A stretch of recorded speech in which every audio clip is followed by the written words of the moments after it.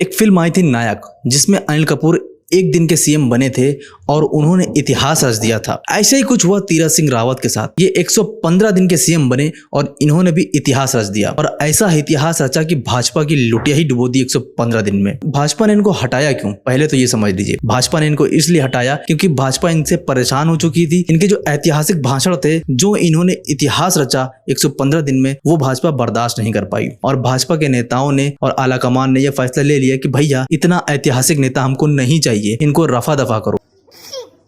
बस इसी के बाद इनको दिल्ली बुलाया गया और इनको निपटा दिया गया।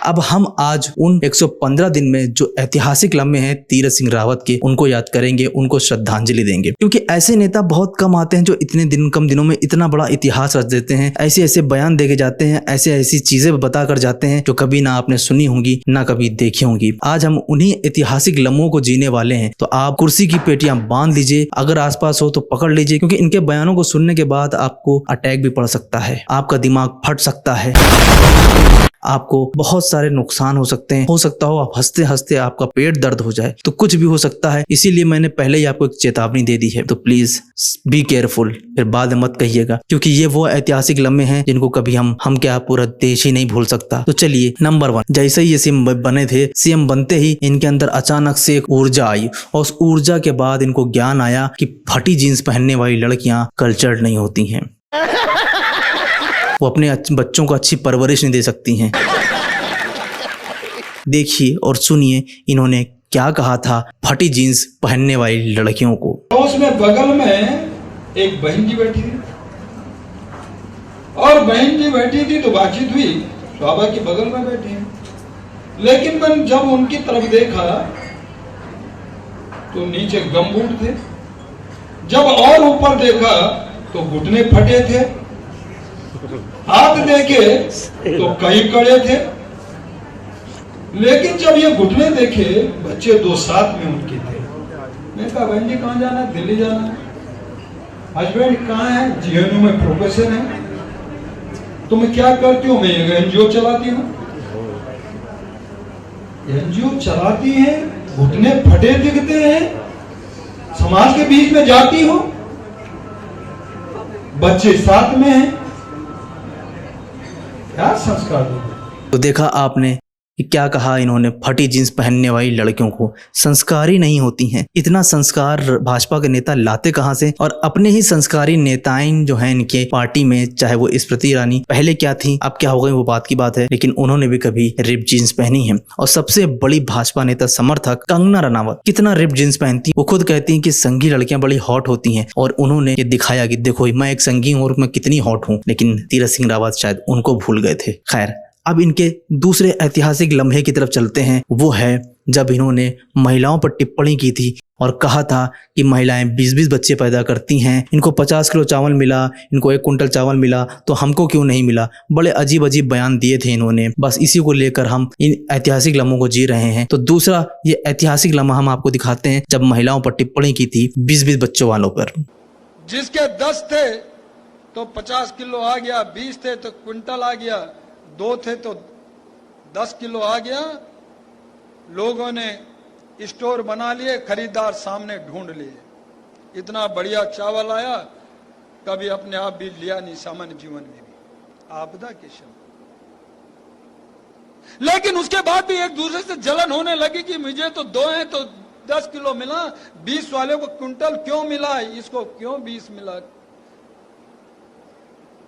भैया इसमें दोष किसका?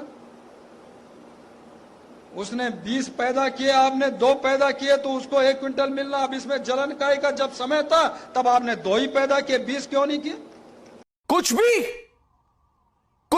तो देखा आपने कितना ज्ञान का सागर है तीरथ सिंह रावत, और ऐसे मुख्यमंत्री को कौन हटाता है। वैसे अगर ना हटाते तो बची कुची इज्जत भी ये भाजपा की उत्तराखंड में ले डूबते। बस ये ऐतिहासिक लम्हे हम जी रहे हैं, आप जीते जाइए। ऐसे ऐतिहासिक लम्हे आपको बार बार जीने को नहीं मिलेंगे। आपने सुन लिया क्या कहा था, 20-20 बच्चे पैदा कर लेते हैं, इनको 40 किलो गेहूं मिल जाता है, इनको 10 ही किलो मिलता है। ऐसा कंपेरिजन करते हैं कि क्या ही बताएं। अब नंबर 3, ये सबसे ऐतिहासिक लम्हा था। ये ऐसा ऐतिहासिक बयान था जिसने पूरे भारत के इतिहास को पहली बार बताया कि आखिर हम पे राज किया किसने है। यानी कि आज तक आपने पढ़ा था कि ब्रिटिशर्स ने आप पर राज किया है, सब कुछ झूठ था।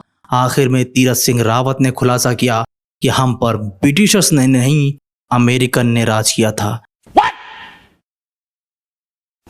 ये अमेरिकन थे जो हमको गुलाम बनाए थे, या अमेरिकन ही थे जिनका 200 साल तक के कभी सूरज डूबा नहीं। ये सारी बातें एक महात्मा ही बता सकता है, एक महान पुरुष ही बता सकता है, और किसी के बस का नहीं था। आप भी सुनिए इस महान ज्ञान को।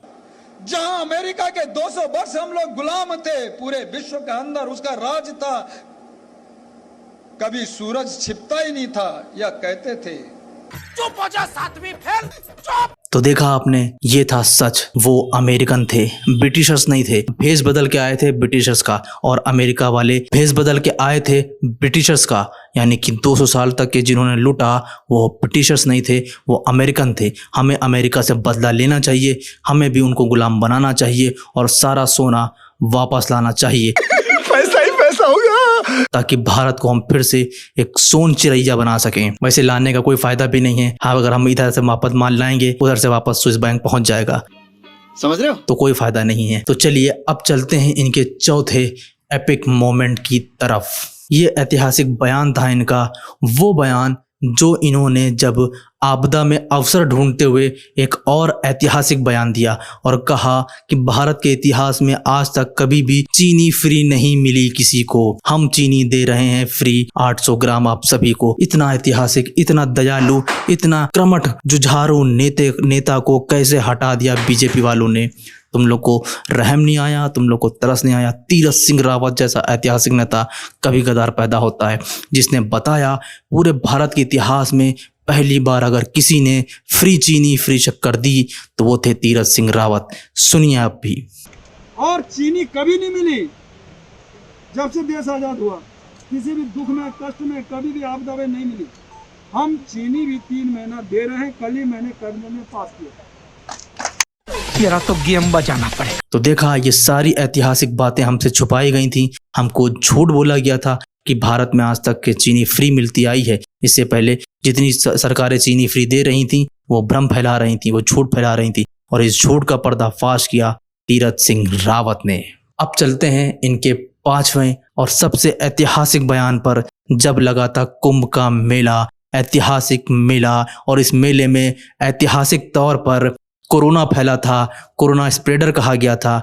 बिल्कुल सच बात है ये, इसमें झूठ बात क्या थी कोई नहीं बता सकता, लेकिन मैं आपको बताता हूं कि तीरथ सिंह रावत ने क्या कहा था। तीरथ सिंह रावत ने बता दिया था कि गंगा में नहाने से कोरोना नहीं फैलता, आप हरिद्वार आइए और कोरोना आपको नहीं होगा। और वाकई ये सही साबित हुआ। 1 लाख से ऊपर टेस्ट हुए, उन सब की रिपोर्ट निगेटिव आई। भले ही वो फर्जी थी, जाली थी, उसमें घोटाला हुआ था, लेकिन रिपोर्ट तो नेगेटिव थी ना। बस तीरथ सिंह रावत यही बताना चाह रहे थे, मैंने घोटाला किया है इन रिपोर्ट्स में, मैंने दिखाया सबको, मैंने अपनी बात सच साबित करवा के दिखाई। देखो, गंगा में नहाने से, कुंभ मेले में आने से कोरोना नहीं होता। भले ही मैंने घोटाला करके ये साबित किया कि कोरोना नहीं हुआ, मगर मेरी बात सही साबित हुई।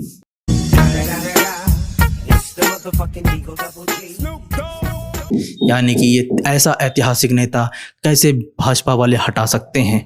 वैसे सही भी किया, अगर कुछ दिन और रोक लेते ना तो इनकी लुटिया ये ऐसी डूबती कि उत्तराखंड में फिर कभी उभर ही ना पाती। आपका क्या कहना है तीरथ सिंह रावत जैसे ऐतिहासिक महान ज्ञानी महापुरुष नेता के बारे में? हमें कमेंट सेक्शन में ज़रूर बताएं, और इस ऐतिहासिक ज्ञान को जितना हो सके उतना ज़्यादा फैलाएं, ताकि सभी के ऊपर जो भ्रम का संकट है, जो माया जाल है, वो दूर हो सके।